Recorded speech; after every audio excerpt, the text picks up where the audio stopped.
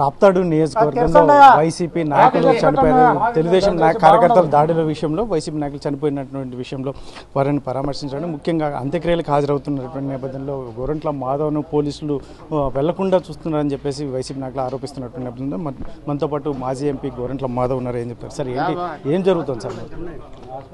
మీరు గమనిస్తున్నారు కదా పోలీస్ వ్యవస్థ ఏ రకంగా, అంటే పోలీస్ వ్యవస్థ అంటే రాష్ట్ర ప్రభుత్వం ఏ మాట చెప్తే ఆ మాటను వీరు శిరసా వహించాల్సి వస్తుంది.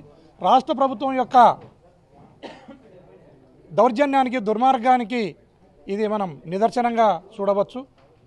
పరిటాల సునీతమ్మ సొంత తమ్ముడు రమేష్ అనే తోని కొడుకు కురువలింగమయ్యను అత్యంత దారుణంగా చంపి అతని ఇద్దరు కొడుకులను కూడా చంపడానికి ప్రయత్నం చేస్తే ఆ సచ్చిన శవాన్ని కూడా చూసుకునేకి మాకు హక్కు లేని విధంగా ఈ పోలీస్ వ్యవస్థను అడ్డుపెట్టుకుని రాష్ట్ర ప్రభుత్వం దుర్మార్గానికి పాల్పడుతూ ఉంది.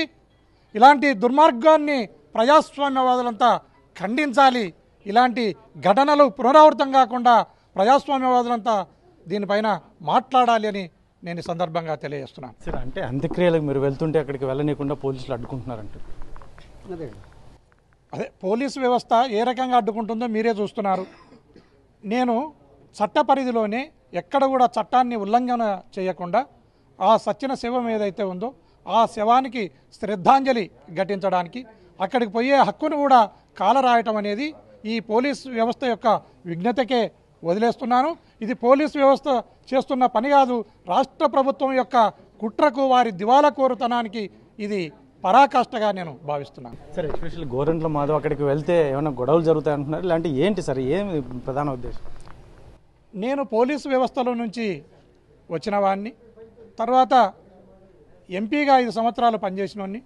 నేను చట్టాలను ఉల్లంఘించకుండా, శాంతి భద్రతలకు విఘాతం కలగకుండా ఏ రకంగా మసలుకోవాలనే విఘ్నత జ్ఞానం ఉన్నవాడిని. నన్ను ఒక ఆందోళనకారుడుగానో లేక నేను ఒక సంఘ విద్రోహ శక్తిగానో పోలీస్ వ్యవస్థ చూడడం అనేది సబబు కాదు, భావ్యం కాదని ఈ సందర్భంగా తెలియజేస్తున్నాను. మొత్తం మీద అయితే మాత్రం గోరంట్ల ఎంపీ గోరంట్ల మాధవ్ చెప్తున్నటువంటి మేము అక్కడ మా వైసీపీ నాయకులు హత్యకు గురైనటువంటి నేపథ్యం, ముఖ్యంగా అక్కడ దాడులకు సిద్ధమైతే ఇక్కడ ఏకంగా మేము అంత్యక్రియలకు వెళ్ళడానికి కూడా ప్రయత్నం చేస్తుంటే ఆ పోలీసులు అడ్డుకుంటున్నటువంటి నేపథ్యం, ముఖ్యంగా ఏదైతే ఉందో పోలీసులు ఇక్కడ రాష్ట్ర ప్రభుత్వం చేస్తున్నటువంటి దౌర్జన్యానికి పరాకాష్ట అని చెప్పేసి గోరంట్ల మాధవ్ చెప్తున్నటువంటి ఇంటి వద్ద అయితే గోరంట్ల మాధవ్ ఇంటి వద్ద అయితే ఉద్రిక్త పరిస్థితులు నెలకొన్నటువంటి నేపథ్యం చూడొచ్చు. పోలీసులు కూడా అక్కడికి వెళ్తే, అంత్యక్రియలకు వెళ్తే మాత్రం అక్కడ పరిస్థితులు చేదాటే అవకాశం ఉంటుంది అన్నట్టు పోలీసులు ఒకవైపు, మరోవైపు నేను వెళ్ళి తీరాల్సిందే, నేను వెళ్తాను అక్కడికి, ఎందుకంటే మా నాయకుడికి అక్కడ దాడిలో చనిపోయినటువంటి నేపథ్యంలో అంత్యక్రియలకు వెళ్లకుండా అడ్డుకోవడం ఏంటి అని చెప్పేసి గోరంట్ల మాధవ్ ప్రశ్నిస్తున్నటువంటి నేపథ్యం, ఇక్కడ ఏకంగా నేనైతే వెళ్ళడానికి అయితే సిద్ధంగా ఉన్నాను అని చెప్పేసి గోరంట్ల మాధవ్ చెప్తున్నటువంటి నేపథ్యంలో మరి ఇక్కడ పోలీసులు, నాయకులు, కార్యకర్తలు ఇక్కడ గోరంట్ల మాధవ్ ఇంటి వద్ద చేరుకున్నటువంటి నేపథ్యంలో మరి చూడవచ్చు మరి ఎలా వెళ్తారా లేదంటే పోలీసులు అనుమతి ఇస్తారా, అంత్యక్రియలకు హాజరవుతారా లేదా అనేది మాత్రం ఉత్కంఠగా ఉన్నటువంటి పరిస్థితి. కెమెరా పర్సన్ సుధాకర్తో చల్లకనాయుడు, RTV, అనంతపురం జిల్లా.